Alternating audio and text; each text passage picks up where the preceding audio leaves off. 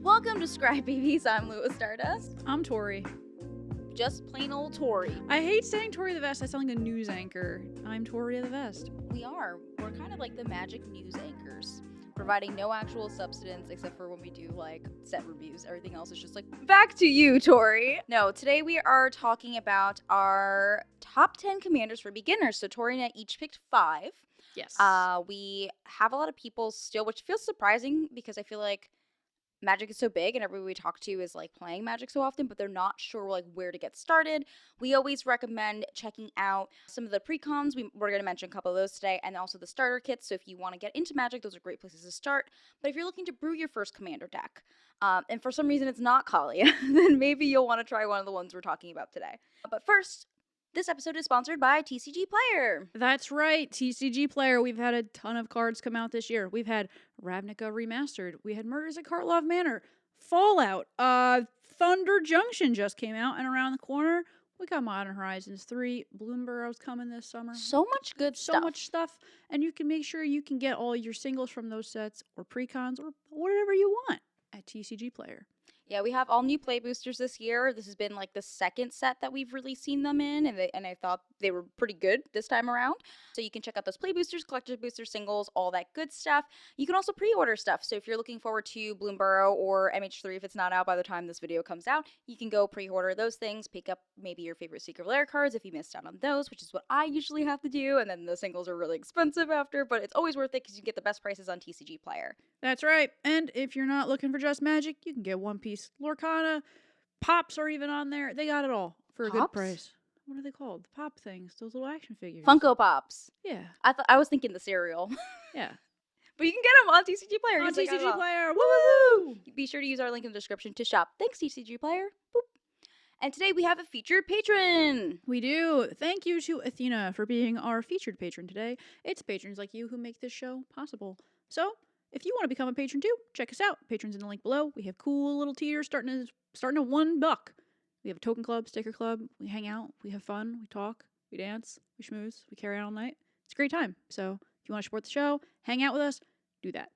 Yeah, we do a lot of stuff in our Discord. We talk about that all the time. There's like pictures of pets and just chaos, and we talk about Survivor. It is the best place to be, so go check that out. It's also a good place to test out these decks. So if you want to try any of those, we have a lot of newbies who join our Discord as a place to play, so you can check that out as well. All right, so I think when I first wanted to play Commander, I didn't realize how many cards existed, and now there's even more than that. I don't know the number. Somebody can tell me. Our editor could put it on the screen if they know. There's just a lot of cards. There's definitely over 500. Yes, there's over 5,000 power up. Yes, so there's definitely over 5,000, 9,000 Magic cards. Yes. So with all those Magic cards, it's really hard to kind of like figure out what type you want to build because there's so many options, and there's also so many things you could do with Magic. We've talked about before. What was the mechanic that came out for MKM? It was like the cloak. The one that was like Foretell. Wasn't it cloak? Was it cloak? I don't know. See, there's too many things. And so with that, there's like different versions of words that are kind of the same thing. And I think as a new player, it might be like overwhelming to find stuff. Yes. So what I find the easiest and what I started with is a like typal Kindred type deck, whatever you want to call it. So something that focuses on one creature type. For me, the first precon I picked up was Lathril. We talked about this in a previous episode. It's a little more expensive to buy now, but you can get the set for like, I think $50 if you look on Moxfield. It has like the pricing on there. Yeah. And that's like a really easy one because elves are really easy to build off of.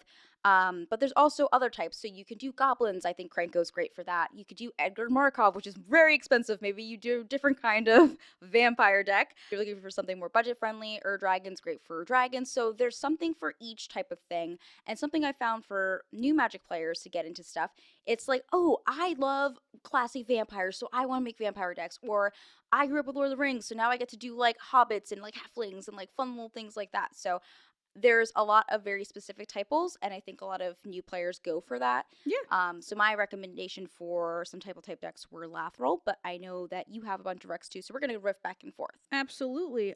So I know that you talked about Lathril as your favorite starter deck for Commander. What is the game plan, and what do you think is great about Lathril for a new player? She's like the easiest commander. She is 2 colors, so you get to like see different colors and what they do. All of the elves are super cheap, very easy to get out. Like they're cheap in cost to buy in paper, but also cheap to cast. She's got a great ability where if you tap 10 elves and her, each opponent loses 10 life and you gain 10 life, which is a really easy way to kind of like get her out and do things. But you poop out a bunch of elves. You make so many elves with that deck. She makes elves herself whenever she does combat damage equals to her power. So if you're like, she's a 2/3 with menace already, so most of the time she is getting in. But you have a lot of elves that buff each other, so you could get +1/+1s and throw them on there.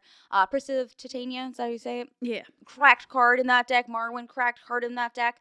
Just a very fun and easy explosive deck. You could always end up with like a Crater Hoof or something like that. What's it called? Throne of... It's not God Pharaoh, is it? The one that has the tap things, you play it too. Yeah. Is that one? Pharaoh. That one's great in that deck because all your stuff's going to be tapped from Lothar anyways, and then they're going to lose life equal to that. So there's a lot of good things you could do with it. A lot of elf synergy, a lot of +1/+1 stuff, a lot of just make your thing big attack, which I like a lot. Yeah, it's a good one. I had that deck too, actually. It's great. Oh, see, Great Minds. Great Minds. Speaking of Great Minds, we love Typal. One of my picks for first commander decks, it was actually my first commander deck that I built. It was Arabo, Roar of the Wild. I love cats. I'm a cat lady, so I made a cats and ladies deck. But there's definitely a better way to build this deck. So here's what I recommend. Arabo has Eminence, which is a busted but cool feature. So good. It's so good. So Arabo's whole thing is that on your combat, you're allowed to give a cat +3/+3 on your turn, even if he's in the command zone. So it's great. And he has an ability where you can buff all your cats by paying his activated ability cost, but like, honestly, that's not even why I played him. It was just the Eminence thing was cool. I was like, oh, I can make a big cat. So for this deck, I put a bunch of cats in it. Cats are also like elves. There's a lot of them. They're really cheap. They're green and white, which is most of what you're going to do anyway. Most of what you're doing anyway. The cards are easy to understand. It's super easy to pilot. And basically, you're just winning by adding a bunch of counters and buffers on your cats and just attacking with a bunch of big cats. Yeah. Yeah. So super synergistic, super easy. I think it's fun, too. I think it's a cute deck. There's a lot of cute secret lair cats that you can put in this deck because all the cats are basically white or green. Yeah. I also think like gifting a deck to someone is a love language or like building with them. So if I was like, ooh, this person in my life likes cats, that's like a great one to be like, here's a good way to get you into this. A lot of my D&D group right now, they don't really play Magic, but they've been talking about like the Fallout show and Jurassic Park. And I'm like, I can help you make a fun deck and I can help you get into it. So I think having like a fun commander like that makes it really easy for new players. Absolutely. And who doesn't love cats? Yeah. The Eminence abilities are busted. I said Edgar Markov earlier. Nala's really good. Rabo's the face commander too, right? For the Eminence precon? I think so. Yeah, I think so too. And like those are great ones if you want to feel really powerful for your first commander. I would say those are good too. Do you have any other typal ones? I do actually. The other typal, two of these are typals on my, or 3 out of 5 of mine are actually typal synergy. That's pretty good. You can give us another one, then I'll give you a surprise. Sure. One. So another one I picked here was Muxus Goblin Grandy. I love Muxus. I think he's really fun. A lot of people say Krenko is the best deck to build out of goblins, which I totally agree. But at the same time, Krenko can get a little out of hand. It can get kind of busted very, very quick. It's easy to make him busted. It's easy to make him out of control, where I feel like building Muxus is still really fun. Still has a lot of the good synergy. Less threatening. It's less threatening. It's still scary, but it's not like when people see Krenko, they're like, oh, yeah, Krenko. It's not like you. If you're new to Commander and you want a new deck to play, you also probably want to make friends. Yeah. So, yeah, this is a cool deck you can play where you can make friends. I put Slivers on here, and you're like saying you should make friends. I did put Slivers as another typal option, too, because I'm like, it's fun. It's little worms. It is. Nobody might not want to play with you, but, you know. Yeah, and Muxus, I think, is a little less scary than Krenko. So, basically, the whole deck is mono-red, so it's already going to be on the cheaper side, because for some reason, red cards aren't expensive. So, if you don't want to drop a ton of money on a deck that you might not like, Muxus is easy. It's all goblins. They synergize super well together. You get to cast Muxus, and you get to reveal cards off the top of your library and put them into play if they're goblins, which is so much fun. Everyone loves to be like, surprise, let's see what I get. You know, it's fun. I do like that. Yeah, everyone loves a fun little surprise. So it brings the threat of annoying goblins, but what's cool about it is Muxus, his power grows for each goblin on the board during combat. So you also get to have that threatening element of Commander, which is attacking with your commander and having commander damage, which is really cool. There's a couple of combos you can put in this deck. You could put Kiki Jiki in there. You could play other combos with Goblin Recruiter. Again, these are all cool combos, and they're not overpowered. They're still pretty fair. So I feel like they're not like easy to pop off by turn 2. You're not getting a Kiki combo turn 2 on this deck.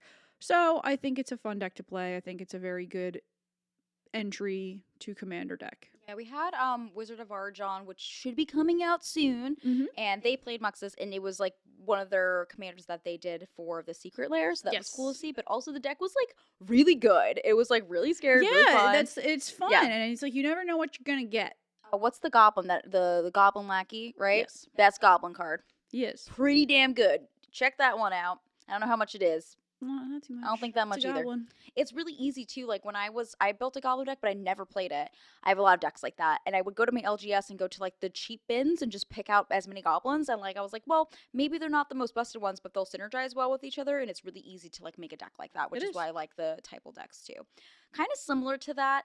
I picked token decks for my next one. So these decks look to make a ton of tokens, whether those are creature tokens, which I'm kind of focusing on there. But you can also do things like the treasure clue and food tokens, which you know I love. We'll talk about treasure tokens in a minute, but we're going to focus a little bit on creatures and stuff here. My top one I think of right away is always Chatterfang. Chatterfang is so easy to be like, make a bunch of squirrels, make a bunch of other stuff. Love that deck.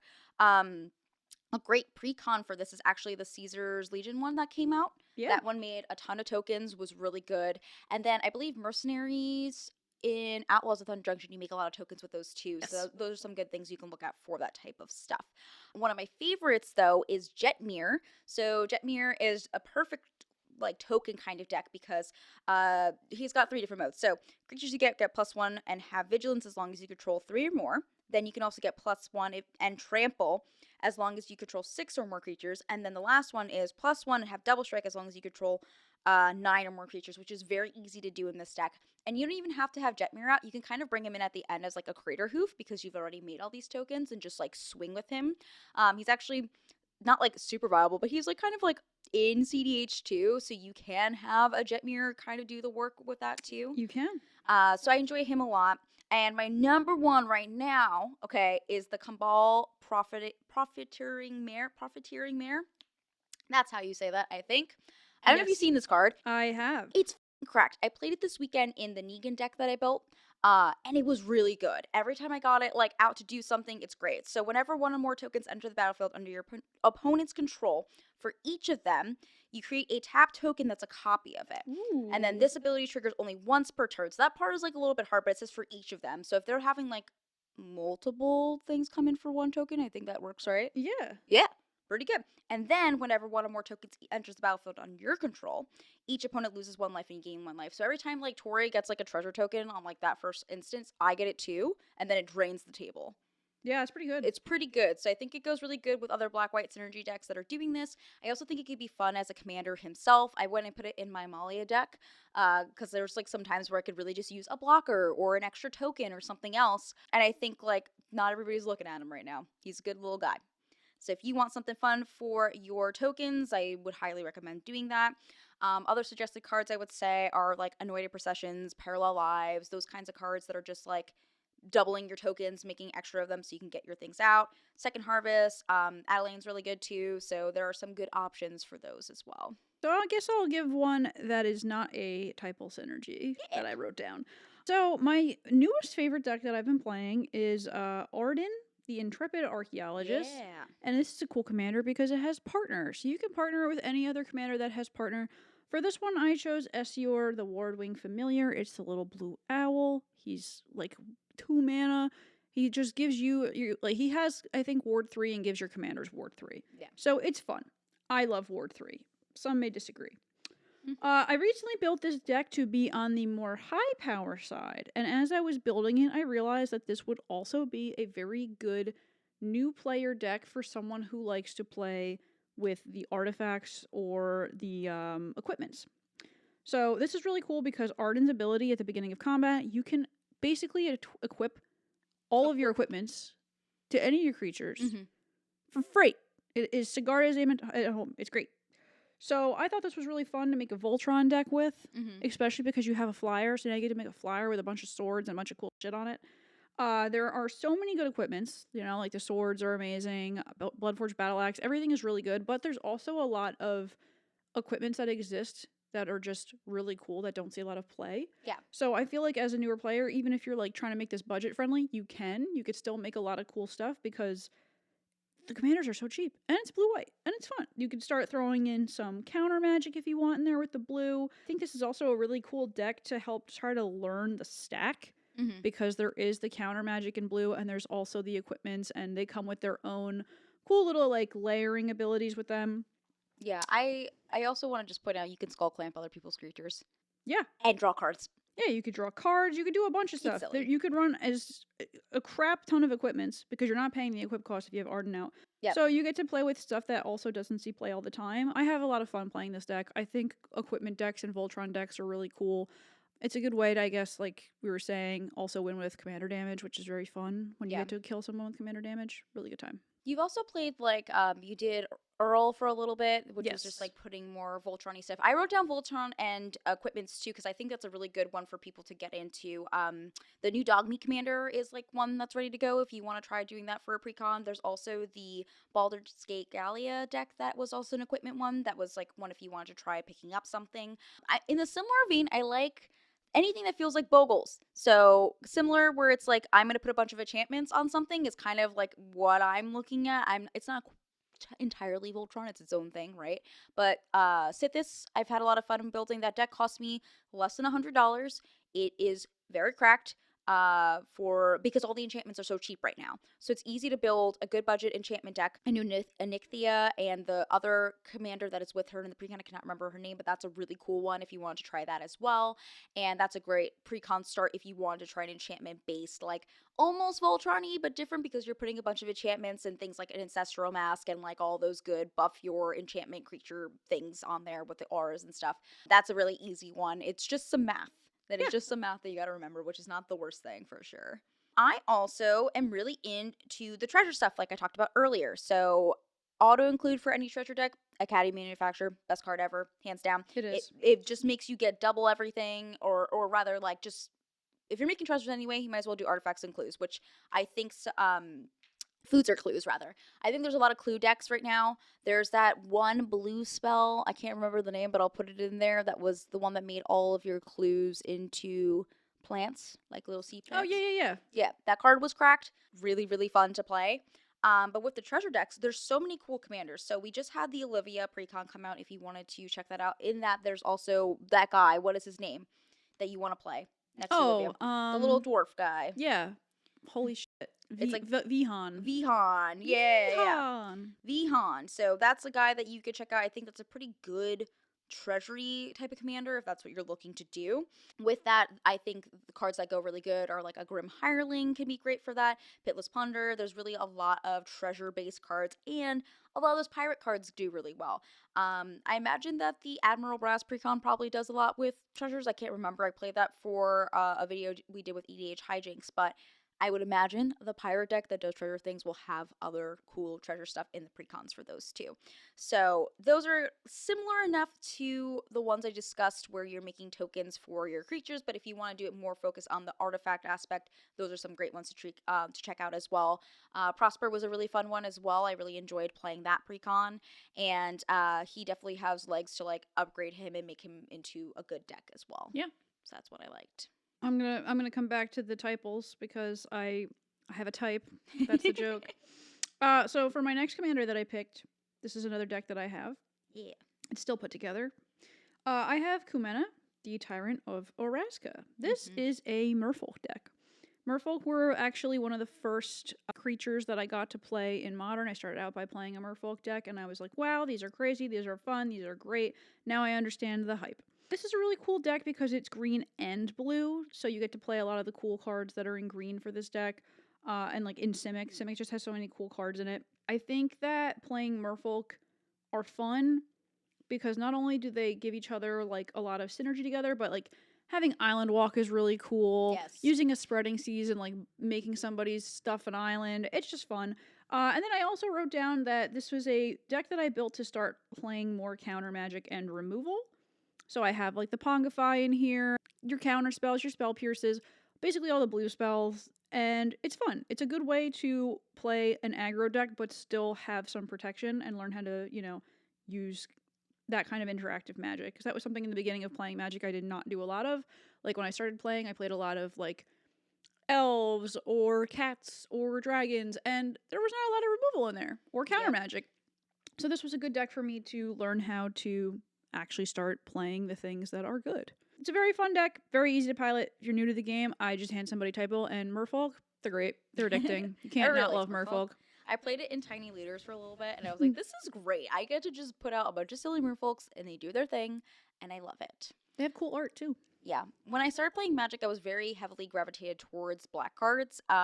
More so now it's red cards, but I was really into life gain and life drain Golgari stuff. And so when I started playing, I did have a Dina deck, so we're going to talk a little bit of life gaining drain, but I've kind of shifted to Orzhov. So my new thing is Amalia. She's super fun. I think she's a really easy to understand commander. She's a 2/2, and then whenever her power becomes exactly 20, she explodes everything. So you're able to do that by gaining life. Whenever you gain life, you're going to explore.